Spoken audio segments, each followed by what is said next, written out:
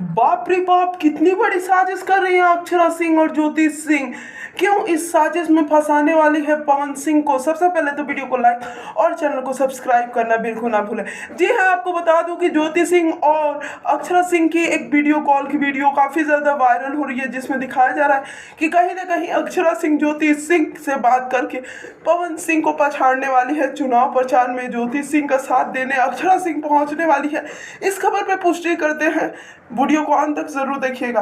आपको बता दूं कि अक्षरा सिंह जी और ज्योति सिंह की वीडियो कॉल की जो तस्वीरें शेयर की जा रही है वो बिल्कुल ही फेक है।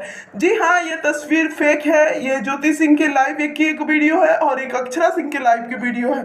दोनों को इंक्लूड कर दिया गया है, जिससे लग रहा है कि दोनों एक दूसरे से बात करिए। बिल्कुल ऐसा नहीं है।